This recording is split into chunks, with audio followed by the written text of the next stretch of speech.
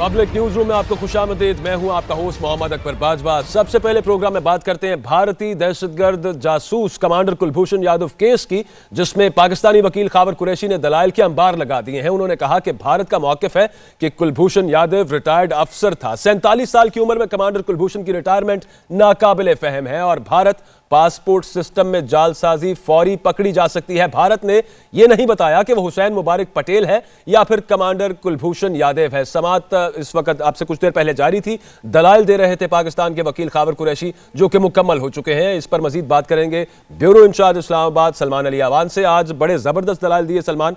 खावर कुरैशी साहब ने मजीद क्या दलाइल थे, ज़रा अपडेट कीजिएगा।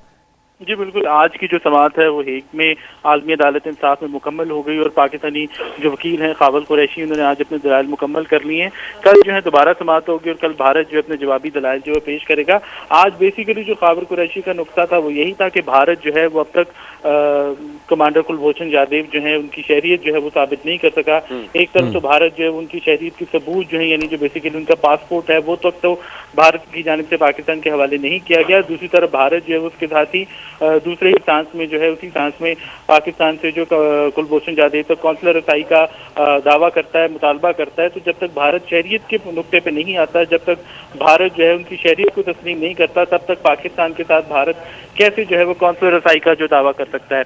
उनका कहना था कि भारत ने अब तक ये नहीं बताया कि जिस शख्स को पाकिस्तान की फौज ने, पाकिस्तान की आर्मी ने, पाकिस्तान के सिक्योरिटी इदारों ने गिरफ्तार किया बलूचिस्तान से रंगे हाथों, वो हुसैन मुबारक पटेल है या कुलभूषण यादव है। यानी भारत जो है वो खुद इस मामले में कंफ्यूजन का शिकार है या जानबूझकर जो है कायद को दबाना चाहता है। उनका ये कहना था कि जब तक एक शख्स की शनाख्त जो है वो मुसद्दका नहीं हो सकती तो उसे कौंसलर तक रसाई कैसे दी जाए। यानी भारत जो है वह हुसैन मुबारक पटेल तक कौंसलर रसाई का मुतालबा कर रहा है या कुलभूषण यादव तक। उनके साथ उनका ये भी कहना था कि भारत जो उन्होंने मुख्तलिफ जो भारतीय सहाफ़ी हैं उनकी जो तहकीकाती रिपोर्ट्स हैं उनका भी हवाला दिया और उनका ये कहना था कि भारत जो है वो बज़ाहिर यही नजर आ रहा है कि भारत का जो मौक़िफ़ है इंतहाई मदद खेज़ है। भारत में अब तक कई अहम सवालों के जवाब जो है वो नहीं दिए जा सके। पाकिस्तान भारत से बारहा कुछ सवालों के जवाब तलब कर चुका है और भारत पाकिस्तान के किसी भी सवाल का मंतकी तौर पर तहरीरी जवाब देने से जो है वो इनकार करता रहा है। भारत का जो पासपोर्ट सिस्टम है उसके हवाले से जो कुलभूषण का जो पासपोर्ट है वो हुसैन मुबारक के नाम से इशू किया गया है। तो भारत का सिस्टम अच्छा है, भारत का सिस्टम जदीद तरीन है। भारत अगर चाहे तो बता सकता है कि जो कुलभूषण यादव का पासपोर्ट है जिसके ऊपर हुसैन मुबारक पटेल लिखा है वो असल है या नकल है, जाली की जालसाजी तो नहीं की गई। इसी तरह उनका कहना था कि क्योंकि कुलभूषण यादव जो है पाकिस्तान में दहशतगर्दी के कई वाकयात में मुलविस रहा है, जिसका उसने वीडियो बयान के अंदर जो है इतराफ़ भी किया है और उसको पाकिस्तान की जो सिक्योरिटी फोर्सेज हैं उन्होंने ईरान के रास्ते भारत से ये सख्त सवाल पूछे गए हैं, पहले भी पूछे गए थे, जवाब भारत के पास नहीं था और एक ही मुतालबा था कि कौंसलर रसाई दी जाए कुलभूषण यादव तक। अब कल भारतीय वकला पाकिस्तान के वकील खावर कुरैशी के दलाइल पर जवाब देंगे। हम आगे बढ़ते हैं, भारत की बात करते हैं। तो पाकिस्तान की भारत को पुलवामा हमले की तहकीकात की बड़ी पेशकश सामने आई है। वज़ीर आज़म इमरान खान ने आज कहा कि भारत के पास अगर ठोस सबूत है तो वो हमें दे, हम कार्रवाई करेंगे और पाकिस्तान पर इल्ज़ाम तराशी बंद की जाए। उन्होंने पुलवामा हमले पर भारत से कई सवालात भी किए। वज़ीर आज़म ने आज कौम से खिताब किया, ये रिपोर्ट देखिए। मकबूजा कश्मीर में पुलवामा में वाक़या हुआ और मैंने उसके ऊपर तभी रिस्पॉन्ड करना था क्योंकि पाकिस्तान के ऊपर इल्ज़ाम लगाया गया। लेकिन हमारा एक बहुत अहम विज़िट थी क्राउन प्रिंस सऊदी अरेबिया की, इन्वेस्टमेंट कॉन्फ्रेंस थी जिसकी हम बहुत देर से तैयारी में थे। मैंने तब इसलिए फ़ैसला किया जवाब ना देने का क्योंकि सारी अटेंशन उस कॉन्फ्रेंस से और उनकी विज़िट से इसके ऊपर चली जानी थी। इसलिए जब क्राउन प्रिंस वापस कहें मैं आपके सामने जवाब दे रहा हूँ और मैं ये हिंदुस्तान गवर्नमेंट के लिए जवाब दे रहा हूँ। पहले तो आपने पाकिस्तान पर इल्ज़ाम लगा दिया, ना कोई एविडेंस, ना कोई सोचा कि इसके अंदर पाकिस्तान का क्या फ़ायदा है। अगर पाकिस्तान इतनी अहम कॉन्फ्रेंस कर रहा था और इतनी विज़िट जो क्राउन प्रिंस की थी जो हम इतनी देर से प्लान कर रहे थे, कोई अहमक भी इस तरह का वाक़या करेगा अपनी कॉन्फ्रेंस को सैबोटाज करने के लिए। और अगर ये ना भी होती उनकी विज़िट, पाकिस्तान को इससे क्या फ़ायदा है? क्यों पाकिस्तान इस स्टेज के ऊपर जब पाकिस्तान स्टेबिलिटी की तरफ जा रहा है, हमारे पास हमने 15 साल की दहशतगर्दी की जंग जिसमें 70,000 पाकिस्तानी मारे गए हैं, एक दहशतगर्दी नीचे जा रही है, अमन आ रहा है, स्टेबिलिटी आ रही है, हम क्यों कोई इस तरह का, इससे हमें फ़ायदा क्या है? تو بالآخر پاکستان کے وزیر اعظم عمران خان صاحب نے بھارت میں جو پلوامہ حملہ ہوا اور اس کے بعد جو بھارتی دھمکیاں تھیں اس پر اپنا جواب دیا اور یہ کہا کہ اگر بھارت کچھ ایسا سوچ رہا ہے کہ حملہ کرے گا پاکستان پر تو یہ مت سوچے کہ پاکستان سوچے گا اس کا جواب دینے کا، پاکستان یقینی طور پر اس کا جواب دے گا، ریٹیلیٹ کرے گا۔ اور پھر جنگ کے حوالے سے یہ بھی متنبع کر دیا عمران خان صاحب نے بھارتی قیادت کو کہ ایک مرتبہ اگر جنگ شروع ہو جائے تو پھر وہ شروع تو کر لی جاتی ہے لیکن ختم کرنا اسے انسانوں کے بس میں نہیں ہوتا۔ اور ساتھ ہی کئی سوالات انہوں نے اٹھا دیے۔ بھارت سے انہوں نے یہ سوال کیا کہ کیوں وہاں پر کشمیری اب اپنی آزادی کے لیے نکل آئے ہیں اور انہیں اپنی جانوں کی بھی پرواہ نہیں رہی؟ کیا بھارت یہ سمجھتا ہے کہ بہت عرصے سے جو تشدد کی پالیسی وہ اپنائے ہوئے ہے مقبوضہ کشمیر میں وہ آج تک اگر کام نہیں کی تو آئندہ کس طرح سے کام کر پائے گی؟ ساتھ ہی انہوں نے افغانستان کا بھی حوالہ دیا اور انہوں نے کہا کہ بہت عرصے سے افغانستان میں تمام جو مسئلہ چل رہا تھا وہ جنگ سے حل نہیں ہوا، مذاکرات سے حل ہونے لگا ہے، تو بھارت کو بھی اس پر ریفلیکٹ کرنا ہوگا، دیکھنا ہوگا، سوچنا ہوگا کہ کشمیر پر بھی مذاکرات کے ذریعے ہی مسائل پر قابو پایا جا سکتا ہے کشمیر میں، اس کے علاوہ اور کوئی راستہ نہیں ہے۔ ہمارے ساتھ ڈاکٹر حسن عسکری رضوی صاحب موجود ہیں، ان سے مزید بات کر لیتے ہیں اسی سارے معاملے پر۔ سب سے پہلے تو بہت شکریہ سر، آپ نے وقت دیا۔ عمران خان صاحب نے آج جو مختصر خطاب کیا قوم سے بھی اور بھارت کو بھی بڑا ٹھوس پیغام دیا، بڑا سالڈ پیغام دیا، آپ سمجھتے ہیں کہ اب اس کا مثبت جواب آ سکتا ہے؟ ایک مرتبہ پھر آفر کرائی گئی ہے؟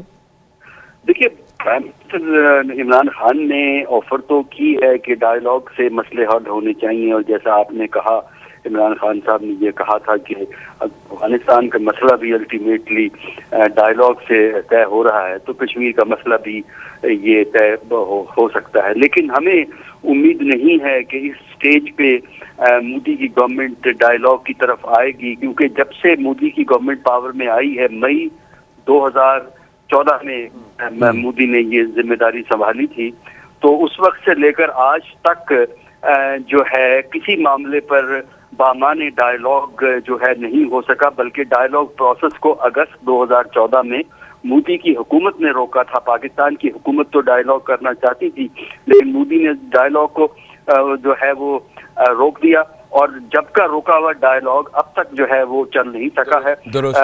اور اندرونی طور پر جو مودی صاحب کی حکومت ہے اس کا جو سپورٹ بیس ہے وہ انتہا پسند ہندو تنظیمیں ہیں، اور انتہا پسند ہندو تنظیمیں پاکستان کے بھی خلاف ہے، ہندوستان کے جو مسلمان شہری ہیں ان کے بھی وہ کافی خلاف ہمیں نظر آتی ہیں۔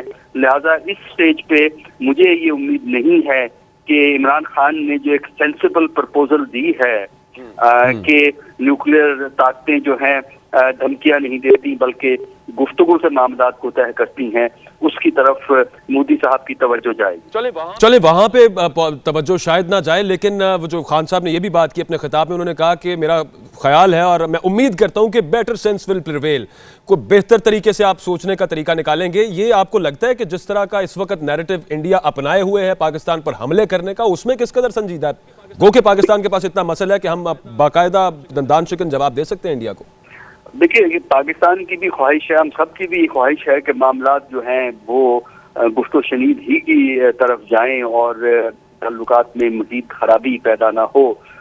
ہندوستان پاکستان کو دھمکیاں تو دے رہا ہے سرکاری سطح پر بھی اور غیر سرکاری سطح پر بھی، لیکن ہمارا خیال یہ ہے کہ وہاں یہ سینس تو ضرور پریویل کرتی کہ کوئی بڑی جنگ کی صورت حال پیدا نہیں کرنی، چھوٹے موٹے واقعات لائن آف کنٹرول پہ تو ہو سکتے ہیں جیسے پہلے ہوا کرتے تھے، لیکن اگر کوئی بڑا واقعہ ہوتا ہے تو پاکستان نے بالکل واضح کیا ہے اور پاکستان کے پاس کیپیبلٹی بھی ہے کہ وہ اس قسم کی کارروائی کا جو ملٹری ایڈونچرزم جس کو ہم کہتے ہیں اس کا مؤثر جواب دے سکے، اور ہندوستان کو یہ بات واضح ہے ہندوستان کے ملٹری والوں کو، لیکن پھر بھی وہ اپنی پبلک کو خوش کرنے کے لیے جو ہے پاکستان دشمن جو بیانات دیتے ہیں، تو ہم یہی امید کریں گے کہ گڈ سینس ان پہ پرویل کرے گی اور ایک ایسا معاملہ جو گفتگو سے طے ہو سکتا ہے اسے فوجی طریقے سے طے نہیں کرنے کی کوشش کریں گے، کیونکہ فوجی طریقے سے یہ مسئلہ حل ہو نہیں سکتا۔ تو بظاہر وہی کہ داخلی معاملات میں اپنی سیاست چمکانے کے لیے یہ ایک کام کیا گیا ہے اور اس پر مزید سیاست کی جائے گی، امید یہی لگ رہی ہے، اور بھارت کے جو پاسٹ جس طرح کا رویہ رہا ہے اس کے مطابق لگتا یہی ہے کہ یہاں پر کوئی بیٹر سینس شاید پریویل نہ کرے بھارت کی۔ بہت شکریہ حسن عسکری رضوی صاحب ہمارے ساتھ موجود تھے۔ اب کچھ بھارتی میڈیا کی بات کریں گے جو پاکستان کے خلاف ہر وقت پروپیگنڈا کرنے کو تیار ہے۔ وزیر اعظم عمران خان کے خطاب کے بعد بھارتی صحافی پاکستان پر بھونڈے الزامات لگاتے رہے اور اسٹوڈیو میں موجود مہمان کی پاکستانی صحافی سے بدکلامی نے भारतीयों की तहजीब का पोल खोल दिया है। कोई तुम्हें जवाब देने की जरूरत नहीं है। जवाब पाकिस्तान रिटेलिएट करने का सोचेगा नहीं, पाकिस्तान रिटेलिएट करेगा। वज़ीर आज़म इमरान खान के कौम से खिताब पर भारतीय मीडिया का नया प्रोपेगेंडा। भारतीय न्यूज चैनल ABP की खातून सहाफ़ी पाकिस्तान पर दहशतगर्दी को सपोर्ट करने के भूंडे इल्जामात दोहराती रही। कहा, इमरान खान के तेवर नहीं बदले, पुलवामा हमले का सबूत मांगते हैं। पाकिस्तान सबूत को सबूत कहाँ मानता है? कि सबूत को सबूत मानता कहाँ है पाकिस्तान? भारतीय सहाफ़ी के बार बार पठानकोट हमले को मुद्दा बनाने पर पाकिस्तानी सहाफ़ी मोना आलम ने उन्हें करारा जवाब देते हुए याद दिलाया कि भारतीय नेशनल इन्वेस्टिगेशन एजेंसी के DG शरद कुमार ने कहा था कि पाकिस्तान पठानकोट हमले में मुलव्वस नहीं। अब आपको बताएं कि सुप्रीम कोर्ट ने आसिफ जरदारी और फरियाल तालपुर की नजरसानी अपीलें खारिज कर दी हैं। यह अहम खबर सामने आ रही है कि नजरसानी अपीलें जो दायर की गई थीं आसिफ अली जरदारी और फरियाल तालपुर की तरफ से सुप्रीम कोर्ट में, कि सुप्रीम कोर्ट का जो 7 जनवरी का फैसला आया था उस पर नजरसानी की जाए, केसेस को जो मुंतकिल करने का फैसला था कि रावलपिंडी मुंतकिल कर दिया जाए, नैब रेफरेंसेस फाइल किए जाएं आसिफ अली जरदारी, फरियाल तालपुर, हुसैन लवाई और दीगर के खिलाफ, उस पर जो नजरसानी की अपील की गई थी सुप्रीम कोर्ट में, उस पर एक 3 रुकनी बेंच था चीफ जस्टिस पाकिस्तान सरदार आसिफ खोसा की सरबराही में। और अब ये ताज़ा खबर सामने आ रही है कि ये अपीलें खारिज कर दी गई हैं। लिहाजा अब जबकि अपीलें खारिज कर दी गई हैं आसिफ अली जरदारी और फरियाल तालपुर के खिलाफ और दीगर मुल्जिमान के खिलाफ, सुप्रीम कोर्ट के हुक्म के मुताबिक नैब अब कार्रवाई करेगी, नैब अब रेफरेंसेस दायर करेगी। GIT ने अपनी रिपोर्ट मुरतब करके सुप्रीम कोर्ट के सामने पेश की थी, जिसके बाद ये समातें हुई थी और ये फैसला सामने आया था। अमजद भट्टी हमारे नुमाइंदे साथ मौजूद हैं, उनसे मजीद तफसील जान लेते हैं। अमजद, नजरसानी अपीलें खारिज कर दी गई, किन बुनियादों पर, क्या रिमार्क्स थे, बताइएगा। जी बिल्कुल, जो सुप्रीम कोर्ट का जाली बैंक अकाउंट्स के हवाले से 7 जनवरी का फैसला था, जिसमें नैब को जाली बैंक अकाउंट से मुतालिक जो है तमाम तर तहकीकात करने के लिए 2 माह में तहकीकात करने का हुक्म दिया था। सुप्रीम कोर्ट के 7 जनवरी के फैसले के खिलाफ साबिक सदर आसिफ अली जरदारी, उनके हमशीरा फरियाल तालपुर, उनके जो साहबजादे हैं बिलावल भुट्टो जरदारी और इस तरह दीगर जो जितने भी हैं, उन्होंने रिव्यू पिटीशन सुप्रीम कोर्ट में फाइल की थी। आज सुप्रीम कोर्ट का एक 3 रुकनी खसूसी बेंच था, जिसकी सरबराही चीफ जस्टिस आसिफ सईद खोसा ने की है, जबकि इस बेंच में जस्टिस इजाजुल एहसन और जस्टिस फैसल अरबी शामिल थे। आज सुप्रीम कोर्ट ने इन तमाम जो नजरसानी अपीलें हैं, इनके वकला के दलाइल मुकम्मल होने पर जो फैसला सुनाया है, उसमें सुप्रीम कोर्ट ने अब जाली बैंक अकाउंट्स के सुप्रीम कोर्ट के फैसले के खिलाफ तमाम नजरसानी दरख्वास्तों को खारिज कर दिया है। यानी कि इस हवाले से जो नैब की तहकीकात के से मुतालिक जो फैसला था, उस फैसले को बरकरार रखा है और नजरसानी दरख्वास्तें जो सुप्रीम कोर्ट के 7 जनवरी के फैसले के खिलाफ थी, उन तमाम दरख्वास्तों को सुप्रीम कोर्ट के इस 3 रुकनी बेंच ने। अमजद भट्टी हमें अपडेट कर रहे थे और बता रहे थे कि सुप्रीम कोर्ट ने आसिफ अली जरदारी और फरियाल तालपुर की नजरसानी अपीलें आज खारिज कर दी हैं। हमारे साथ मौजूद हैं आफ्ताब बाजवा साहब, माहिर कानून हैं। बहुत शुक्रिया बाजवा साहब वक्त देने के लिए। फरमाइएगा, आप नजरसानी अपीलें बिलाखिर खारिज कर दी गई, लेकिन जिन बुनियादों पर ये दायर की गई थी सबसे पहले, उसमें मेन जो पॉइंट था वो ये रहा कि फेयर ट्रायल का हक हमारा मुतासर हो रहा है अगर सुप्रीम कोर्ट डायरेक्ट हुक्म दे दे नैब को रेफरेंस फाइल करने के लिए।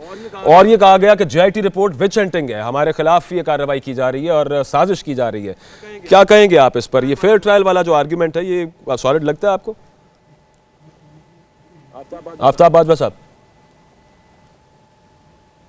राब्ता करेंगे आफ्ताब बाजवा साहब से दोबारा। सुप्रीम कोर्ट ने आज ये बड़ी खबर सामने आई कि आसिफ अली जरदारी और फरियाल तालपुर की नजरसानी अपीलें खारिज कर दी हैं। आसिफ अली जरदारी और फरियाल तालपुर ने सुप्रीम कोर्ट में नजरसानी अपील ये दायर कर रखी थी कि सुप्रीम कोर्ट का जो फैसला आया 7 जनवरी का, उस पर नजरसानी की जाए और उस फैसले को तब्दील किया जाए। उस फैसले में क्या था? उस फैसले में यह कहा गया था कि नैब को हुक्म दिया जा रहा है कि 2 महीने में इन्वेस्टिगेशन मुकम्मल करके रेफरेंस फाइल करे आसिफ अली जरदारी, फरियाल तालपुर और दीगर के खिलाफ फेक बैंक अकाउंट्स केस और मनी लॉन्ड्रिंग के हवाले से। चूंकि GIT ने अपनी रिपोर्ट सुप्रीम कोर्ट में जमा कराई थी इस हवाले से, तो अब ये आज समाअत के बाद नजरसानी अपीलें खारिज हो चुकी हैं और अब नैब 2 महीने के अंदर अंदर रेफरेंस फाइल करने का मजाज होगा सुप्रीम कोर्ट के हुक्म के मुताबिक। आफ्ताब बाजवा साहब, माहिर कानून, एक मरतबा फिर हमारे साथ मौजूद हैं। बहुत शुक्रिया बाजवा साहब वक्त देने के लिए। जिस बुनियाद पर यह अपील दायर की गई थी सर, आसिफ अली जरदारी और फरियाल तालपुर के वकील लतीफ खोसा साहब ने कहा कि सुप्रीम कोर्ट का हुक्म दे देना नैब को कि वो 2 महीने में ये इन्वेस्टिगेशन मुकम्मल करके रेफरेंस फाइल कर दे, ये फेयर ट्रायल का हक हमारा मुतासर हो रहा है, आर्टिकल 8 की खिलाफ वर्जी है। आप समझते हैं कि वो दुरुस्त कह रहे थे? نہیں بالکل نہیں. دیکھیں آلریڈی پہلے جو بھی ہے اس میں جوائنٹ انویسٹیگیشن ٹیم نے انکوائری کر کے تمام جو ہے ثبوت جو ہیں وہ اکٹھے کر کے انہوں نے سپریم کورٹ میں پیش کیے. سپریم کورٹ نے بادی نظر میں جب یہ دیکھا کہ یہ کیس بنتا ہے تو تب انہوں نے یہ معاملہ نیب کو بھیجا تھا, کیونکہ جب بھی کوئی شہادتیں یا ثبوت ایسے آ جاتے ہیں تو پھر یہ عدالت جو ہے مقدمہ درج کرنے کا حکم دیتی ہے. دوسرے الفاظ میں, سادہ الفاظ میں یہی کہیں گے کہ یہ نیب کو جو معاملہ بھیجا گیا تھا وہ مقدمہ درج کرنے کے مترادف ہے. اب کیونکہ نیب کا جو ریفرنس ہوگا اس میں جو ہے ان کو اپنی ضمانتیں کرانی ہوں گی, تمام ملزمان جتنے بھی شامل ہیں اس میں, اور 2 مہینے کے اندر جو ہے وہ اپنا کر کے اس کا ریفرنس بنا کے عدالت میں بھیجیں گے. اور میں یہ سمجھتا ہوں کہ آج جو فیصلہ کیا ہے سپریم کورٹ نے, سپریم کورٹ ہمیشہ نظر ثانی کی اپیلوں میں بہت محتاط ہوتی ہیں اور ہمیشہ دیکھنے میں ہے کہ بہت ہی 1% سے بھی کم چانس ہوتا ہے نظر ثانی اپیلوں میں. تو لہذا سپریم کورٹ نے ایک اور جو اس میں فیصلے کے اندر جو اور قرار دے دیا کہ 184(3) کی جو پاورز ہیں سپریم کورٹ کی, ان پہ بھی انہوں نے ان کی درخواستیں ریجیکٹ کر دی ہیں. اور یہ اس میں ثابت ہو گیا کہ اب کیونکہ سپریم کورٹ کو سو موٹو اختیارات ہیں. اچھا بادشاہ اس بارے میں بتائیے گا کہ یہ جو منتقل کرنے کا کہا گیا تفتیش کے کراچی سے راولپنڈی نیب اس کو ٹیک اوور کر لے, اس پر بھی اعتراض اٹھایا گیا لطیف کھوسہ صاحب کی طرف سے, اور ان کا کہنا تھا کہ ریکارڈ سارا یہاں پر موجود ہے اور کیس یہاں پر انیشیٹ ہوا ہے, اس کو منتقل آخر وہاں پر کیوں کیا جائے؟ نہیں دیکھیے وہاں پہ آپ نے دیکھا ہوگا پہلے بھی جو وہاں کے حالات ہیں کراچی کے, وہاں کی حکومت ان کی ہے اور وزیر اعلیٰ سندھ جو ہیں اس کیس میں براہ راست ملوث ہیں.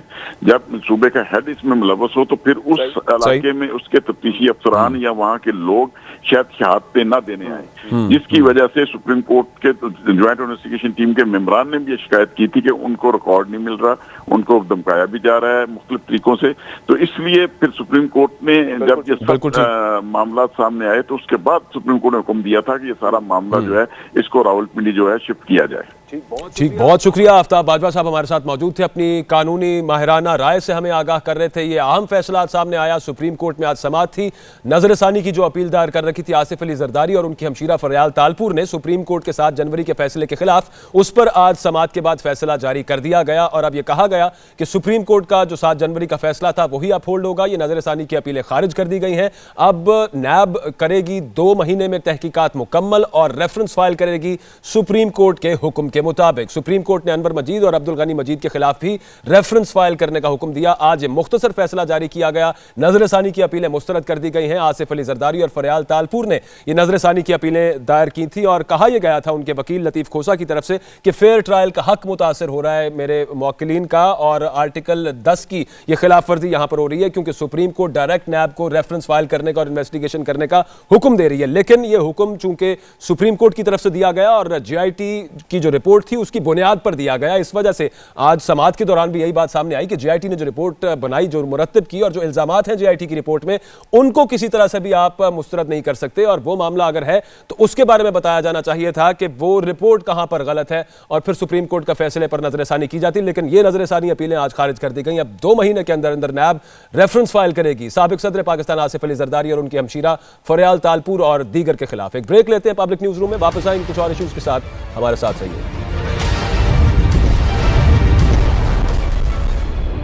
لطیف کھوسہ اس وقت سپریم کورٹ کے باہر میڈیا سے گفتگو کر رہے ہیں. گروپ کے عبدالمجید اور AG مجید ان کی جانب سے علیحدہ ان کی درخواستیں تھیں اور اسی طرح مانڈوی والا کے جو ہے ان کی جانب سے بھی 2 درخواستیں تھیں جو ان کے نام ECL پہ رکھے گئے. تو کل 9 درخواستیں نظر ثانی کی آج بینچ نمبر 1 چیف جسٹس صاحب کی سربراہی میں. باقی جج صاحبان وہی 2 تھے, اعجاز الحسن صاحب, جسٹس اعجاز الحسن صاحب اور جسٹس فیصل عرب صاحب. ہمارا استدلال اس میں یہ تھا کہ یہ جو نظر ثانی کی ہم نے آرٹیکل 188 میں ہم نے کی تھی, ہمارا استدلال یہ تھا کہ جب براہ راست سپریم کورٹ آرٹیکل 184(3) میں وہ معاملات صرف لے سکتی ہے جو معاملات پبلک انٹرسٹ میں, پبلک ایٹ لارج کے انٹرسٹ میں ہوں اور جن کا تعلق بنیادی حقوق کے استحصال یوزرپیشن کے ساتھ ہو. اور یہ ہمارا استدلال یہ تھا کہ جو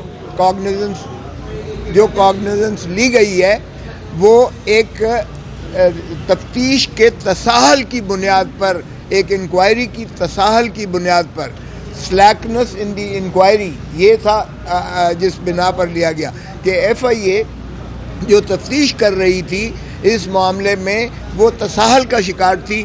تو ہمارا موقف استدلال یہ تھا کہ یہ آرٹیکل 184(3) کے ذائچے میں ہی سرے سے معاملہ نہیں آتا تھا، کیونکہ یہ اگر کسی اومنی کے یا کسی کے معاملات کی چھان بین پر کوئی تفویض شدہ ایک ہے تو یہ پبلک ایٹ لارج کا اس میں بنیادی حقوق سے متعلق کوئی معاملہ نہیں تھا، اس لیے ہم نے یہاں سے شروعات تھی ہماری۔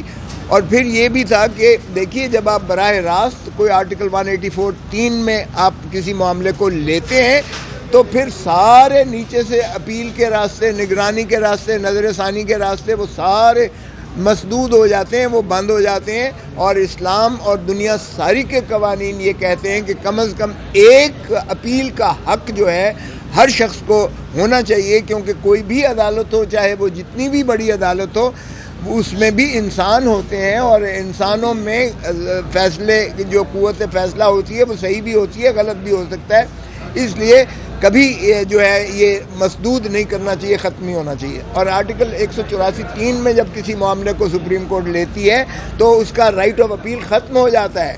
اور آپ جانتے ہیں کہ ریویو جو ہوتی ہے، نظر ثانی جسے کہتے ہیں، نظر ثانی اپیل نہیں ہوتی ہے، نظر ثانی میں صرف محدود ایک وہ ہوتا ہے، کوریڈور ہوتا ہے جس میں آپ یہ کہہ سکتے ہیں کہ کوئی اس میں ایرر ہے، غلطی ہے جو ریکارڈ سے ہی واضح ہے، ریکارڈ سے مترشح ہے، یعنی آپ کو میرٹ میں ری ہیئرنگ کی نہیں اجازت ہوتی ہے۔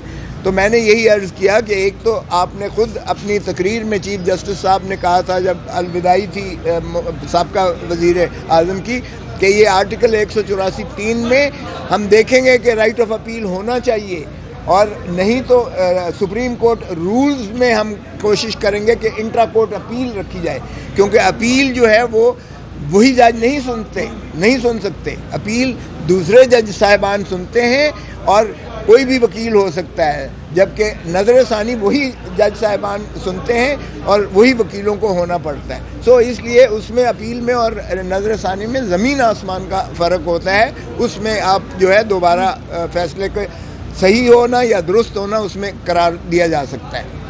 اسی طرح ہم نے یہ عرض کی کہ جناب یہ دیکھیے گا کہ اس میں نہ تو بلاول بھٹو زرداری صاحب کے بارے میں بڑا واضح پوچھا پچھلی بینچ نے کہ بتائیے گا ان سے جے آئی ٹی سے کہ بتائیے گا آپ ان کے خلاف آپ نے کیسے کیس بنا دیا، تو ان کے وکیل فیصل صدیقی نے ان سے استفسار کرنے کے بعد کہا کہ ان کے خلاف کوئی مجرمانہ ارتکاب نہیں ہوتا، کسی مجرمانہ فعل کا ارتکاب بلاول بھٹو زرداری کے خلاف نہیں پایا جاتا۔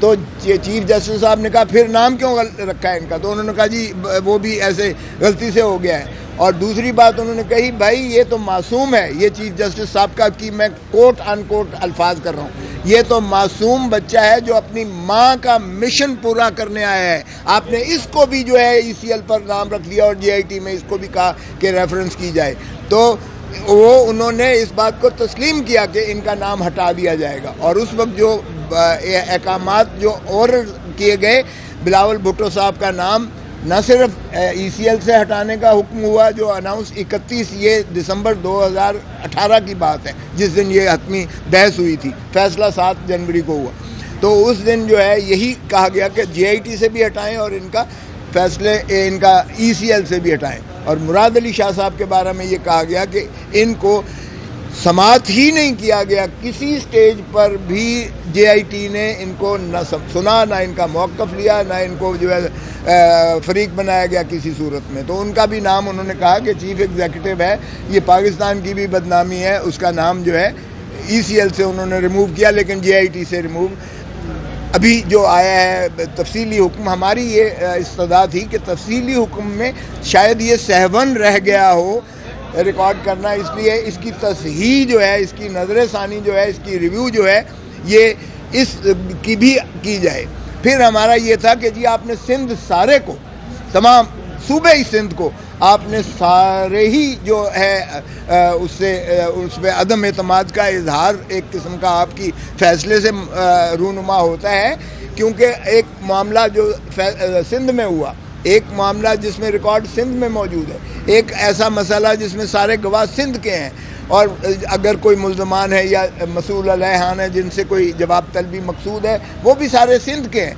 तो सूबाई खुद मुख्तारी कहाँ गई?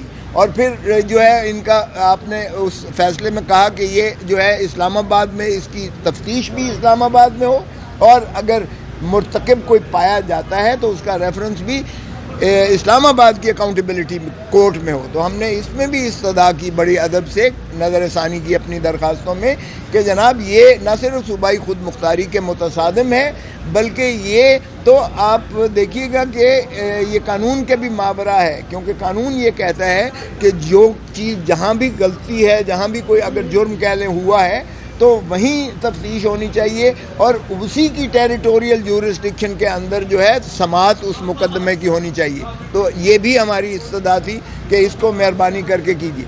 फिर हमारा ये था इस्तदलाल कि जी ये AIR 1945 से ख्वाजा नज़ीर के केस से ये बात बड़ी वाज़े तौर पर कानून के नज़ीरें मौजूद हैं आपकी अपनी, कि तफ्तीश जो एक स्टैच्यूटरी राइट है, जो कानून के ताबे तफवीज़ किया जाता है, उस तफवीज़ शुदा हक़ में अदालतें मुदाखलत नहीं कर सकती हैं। और इस पर मैंने बहुत सारे केसेस की नज़ीरें पेश की कि आपने ये जो कंस्ट्रेंट्स लगा दी हैं इस तफ्तीश में कि 14 दिनों के अंदर इसकी रिपोर्टें सबमिट की जाएं, 2 महीने के अंदर तफ्तीश मुकम्मल की जाए, और मॉनिटरिंग जजेस बनाए जाए, और इसमें वगैरह वगैरह जितनी आपने इसमें बंदिशें लगा दी हैं, ये कानून इस चीज़ की इजाज़त नहीं देता। मेहरबानी करके इसको भी नज़र सानी कीजिएगा, इसको भी रिव्यू कीजिएगा। फिर मैंने इस्तदलाल किया, अर्ज़ किया कि देखिए हम कॉमन लॉ कंट्री नहीं है, हमारा मुल्क पाकिस्तान जो है एक लिखे पढ़े कानून के ताबे है, इसलिए जो भी सरकारी मुलाजमीन होते हैं वो वही काम कर सकते हैं जो कानून में उन पर जिम्मेवारी आयद की गई हो, उससे मावरा कोई काम नहीं कर सकते। अब हमारे कवानीन में अगर आप FIA देखें तो उसमें भी हदूद व क़यूद मुतअय्यन है कि कौन तफ्तीश करेगा, और अगर तफ्तीश में कोई अमल जो है उसकी रुकावट होगी तो वो किसी और इदारे के भी जो है मुआवनत ले सकता है, किसी एक्सपर्ट की मुआवनत ले सकता है, इमदाद ले सकता है। तो हमने यही अर्ज़ किया कि जनाब जब FIA एक इन्वेस्टिगेशन इंक्वायरी कर रही थी और FIA के अपने कानून के अंदर ये चीज़ें मौजूद हैं कि वो किसी से मुआवनत ले सकते हैं, अगर उनको समझ आती है कि उनके पास वो एक्सपर्टीज़ की कमी है तो वो किसी और को शामिल कर सकते हैं। लेकिन हमने अर्ज़ किया कि इसलिए ये जब कानून इस चीज़ का मुतकाज़ी है तो फिर कानून से मावरा आर्टिकल 175(2) में अदालतें भी अख्तियार नहीं रखती कि कानून से कोई मावरा चीज़ जो है करें। तो JIT का पर भी हमें एतराज़ था, JIT के बनने पर भी ये था कि कानून में इस चीज़ की गुंजाइश नहीं है, और साथ ही हमें ये था कि ये ISI या एजेंसीज़ को इन्वॉल्व करना इन सिविलियन इन्वेस्टिगेशंस में, ये उनके पेशा वराना जो है उसमें भी मुदाखलत एक किस्म की होती है, और कानून भी इस चीज़ की इजाज़त नहीं देता। इसलिए हमने अर्ज़ किया कि मेहरबानी कीजिएगा इन आसिफ अली जरदारी और फरियाल तालपुर साहिबा के वकील बैरिस्टर लतीफ़ खोसा साहब सुप्रीम कोर्ट के बाहर पीपल्स पार्टी रहनुमाओं के साथ प्रेस कॉन्फ्रेंस कर रहे थे। मीडिया को ये बता रहे थे कि किन बुनियादों पर उन्होंने ये नज़रसानी की अपीलें दायर की थी सुप्रीम कोर्ट में, जो कि आज रिजेक्ट कर दी गई। एक ब्रेक लेते हैं, वापस आएंगे कुछ और खबरों के साथ, हमारे साथ रहिए।